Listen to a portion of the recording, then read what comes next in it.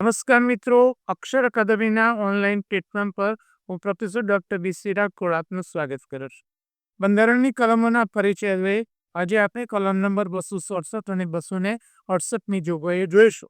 પણ એ જોગવાઈઓ જોઈએ તે પહેલા હજુ સુધી જો તમે અમારી આ ચેનલને સબસ્ક્રાઇબ ન કરી હોય તો ચેનલને સબસ્ક્રાઇબ કરી દેવા વિનંતી છે. જોઈએ હવે કલમો. કલમ નંબર 267 આકસ્મિક નિધિ. પરીક્ષા માટે આ પાક મોસ્ટ આઈએમપી અનુચ્છેદ છે, કારણ કે વારંવાર પરીક્ષામાં પૂછાય છે કે આકસ્મિક નિધિની જોગવાઈ બંધારણની કઈ કલમમાં કરવામાં આવે છે. લગભગ મોટાભાગની પરીક્ષામાં આ કલમ પૂછાય છે. કલમ છે 267. સંસદ કાયદાથી ભારતનું આકસ્મિક ભંડોળ એ નામનું પેશકીના સ્વરૂપનું એક આકસ્મિક નિધિ સ્થાપી શકશે.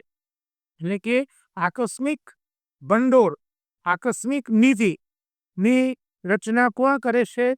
સંસદ કાયદો દ્વારા, જેમાં એવા કાયદાથી નક્કી કરવામાં આવે તેટલી રકમ વખતો વખત જમા કરવામાં આવશે અને એમાં જે કાયદાથી જોગવાઈ કરી હોય તેવી આવકને જમા કરવામાં આવશે. અને આકસ્મિક ખર્ચને પહોંચી વળવાના હેતુ માટે અનુચ્છેદ 115 અથવા અનુચ્છેદ 116 હેઠળ કાયદાથી સંસદ એ ખર્ચને અધિકૃત ન કરે ત્યાં સુધી તે નિધિમાંથી પોતે પેશકીઓ આપી શકે તે માટે રાષ્ટ્રપતિના હસ્તક મૂકવામાં આવશે. એટલે કે આકસ્મિક ખર્ચને પહોંચી વળવા માટે આ જે નિધિ છે એ નિધિ કે રાષ્ટ્રપતિના હસ્તક મૂકવામાં આવશે. પેટા કલમ 2 કાયદાથી રાજ્યનું વિધાનમંડળ રાજ્ય આકસ્મિક ભંડોળ એ નામનું પેશકીના સ્વરૂપનું એક આકસ્મિક નિધિ સ્થાપી શકશે. હવે રાજ્યનું જે વિધાનમંડળ છે એ રાજ્ય માટે આકસ્મિક નિધિ સ્થાપી શકશે, જેમાં એવા કાયદાથી નક્કી કરવામાં આવેલ તેટલી રકમ વખતો વખત જમા કરવામાં આવશે અને આકસ્મિક ખર્ચને પહોંચી વળવાના હેતુ માટે અનુચ્છેદ 205 અથવા અનુચ્છેદ 206 હેઠળ કાયદાથી રાજ્યનું વિધાનમંડળ એ ખર્ચને અધિકૃત ન કરે ત્યાં સુધી તે નિધિમાંથી પેશકીઓ આપી શકશે અને તે માટે રાજ્યના રાજ્યપાલ હસ્તક મૂકવામાં આવશે. આ આકસ્મિક ખર્ચને પહોંચી વળવા માટે આમાંથી એનો વિનિયોગ થઈ શકશે અને આ જે નિધિ છે એ કોના હસ્તક હોય છે? રાજ્યના રાજ્યપાલના હસ્તક હોય છે. આ અનુચ્છેદમાં કેન્દ્ર અને રાજ્યો માટે આકસ્મિક નિધિની જોગવાઈ કરવામાં આવી છે. અનુચ્છેદ નંબર 267(1) માં સંસદને આકસ્મિક નિધિ સ્થાપવાની સત્તા છે. કેન્દ્રની આકસ્મિક નિધિ કોના હસ્તક હોય છે? રાષ્ટ્રપતિના હસ્તક હોય છે. અનુચ્છેદ 267(2) એની પેટા કલમ 2 મુજબ રાજ્યના વિધાનમંડળને આકસ્મિક નિધિ સ્થાપવાની સત્તા આપવામાં આવેલી છે. મિત્રો, આ ધ્યાનમાં રાખો. કેટલીક વાર ડિટેલમાં પૂછવું હોય તો આ રીતના પણ પૂછે કે કેન્દ્રની આકસ્મિક નિધિ તો કલમ નંબર 267 એની પેટા કલમ નંબર 1 અને રાજ્યની આકસ્મિક નિધિ તો કલમ નંબર 267 અને એની પેટા ખંડ નંબર 2. આ બંનેમાં અલગ અલગ જોગવાઈઓ છે, કેન્દ્રની અને રાજ્યની. રાજ્ય માટેની આકસ્મિક નિધિ એ રાજ્યપાલને હસ્તક હોય છે, કેન્દ્રની રાષ્ટ્રપતિને હસ્તક હોય છે.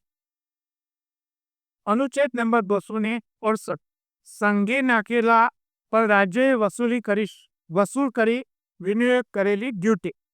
જોઈએ અહીંયા વિગતો કે કેટલા કર છે એ કર કેન્દ્ર સરકાર નાખે છે, પણ એની વસૂલાત એ રાજ્ય સરકાર કરે છે. તેની જોગવાઈ આ કલમમાં કરવામાં આવી છે. સંઘ સૂચિમાં જણાવેલી હોય એવી કસ્ટમ ડ્યુટી અને દવાઓ અને પ્રસાધન સામગ્રી ઉપરની આબકારી ડ્યુટી ભારત સરકાર નાખશે, પણ તેની વસૂલાત એવી ડ્યુટી કેન્દ્ર શાસિત પ્રદેશની અંદર નાખવા પાત્ર હોય ત્યારે ભારત સરકાર અને એવી ડ્યુટી રાજ્યોની અંદર નાખવા પાત્ર હોય ત્યારે તે રાજ્ય કરશે. હવે મુદ્દો છે એ તમે સમજી લો કે જે કસ્ટમ ડ્યુટી દવાઓ અને પ્રશાસન સામગ્રી પર જે આબકારી ડ્યુટી છે એ કોણ નાખે છે? કેન્દ્ર સરકાર નાખે છે. પણ એની વસૂલાત કઈ રીતે થાય છે? જો કેન્દ્ર શાસિત પ્રદેશ હોય તો એની વસૂલાત ભારત સરકાર દ્વારા થાય છે. અને એવી ડ્યુટી જો રાજ્યમાં નાખવામાં આવી હોય તો એની વસૂલાત કોના દ્વારા થાય છે? રાજ્ય દ્વારા થાય છે. કર જે આબકારી ડ્યુટી છે એ કેન્દ્ર નાખે છે, પણ એની વસૂલાત રાજ્યોમાં કોણ કરે છે? રાજ્ય કરે છે. અને કેન્દ્ર શાસિત પ્રદેશમાં કેન્દ્ર સરકાર કરે છે. કોઈ રાજ્યની અંદર નાખવા પાત્ર કોઈ ડ્યુટીની કોઈ નાણાકીય વર્ષની આવક ભારતની સંચિત નિધિનો ભાગ બનશે નહીં. એટલે કે જે રાજ્યમાં આવી ડ્યુટી નાખવામાં આવી હોય અને જે આવકથી હોય એ ભારતના સંચિત નિધિનો ભાગ બનશે નહીં. એટલે એમાં એ નહીં જમા થાય, પણ તે રાજ્યોને સોંપી દેવામાં આવશે. એ રકમ કોને આપી દેવામાં આવે છે? રાજ્યોને આપી દેવામાં આવે છે. સમસૂચિમાં નિર્દેશ કરેલ સ્ટેમ્પ ડ્યુટી અને દવાઓ તેમજ પ્રસાધનો પરની આબકારી ડ્યુટી કોણ નાખે છે? કેન્દ્ર સરકાર દ્વારા. આવો પ્રશ્ન પણ પરીક્ષામાં પૂછાય. પણ એની વસૂલી કોણ કરે છે? રાજ્યોમાં રાજ્ય સરકાર, કેન્દ્ર શાસિત પ્રદેશમાં કેન્દ્ર સરકાર. રાજ્યોએ આ રીતે વસૂલ કરેલ રકમ રાજ્યોને ફાળવવાનું નક્કી કરવામાં આવે છે. અને ભલે કેન્દ્ર સરકારે એ ડ્યુટી નાખી હોય, પણ રાજ્ય જે વસૂલ કરી છે એ ડ્યુટી કોને સોંપી દેવામાં આવે છે? ભંડોળ રાજ્યોને સોંપી દેવામાં આવે છે. બંધારણ અંગેના અમારા 2 મહત્વના પુસ્તકો છે, ભારતનું બંધારણ અને રાજ્ય વ્યવસ્થા, જે વનલાઈનર અને MCQ સ્વરૂપે છે. બીજું પુસ્તક ભારતનું બંધારણ અને રાજ્ય વ્યવસ્થા ડિટેલમાં અભ્યાસ માટે છે. બંને પુસ્તકો અકાદમી પર ઉપલબ્ધ છે. વધુમાં સ્પર્ધાત્મક પરીક્ષાની તૈયારી કરતા વિદ્યાર્થીઓ માટે અમારી 2 મહત્વની એવી ટેલિગ્રામ ચેનલ છે. ડીસી રાઠોડ કરંટ અફેર્સ, કે જેમાં રોજેરોજનું કરંટ અફેર્સ સાંજે 7 વાગ્યાની આજુબાજુ મૂકવામાં આવે છે. જેમાં માસિક કરંટ અફેર્સ દરરોજની 10 થી 15 પોસ્ટ, 3-4 જેટલા ફ્રી વિડીયો, વિશિષ્ટ દિવસ હોય તો દિવસ અને ક્વિઝની વિગત એમાં મૂકવામાં આવે છે.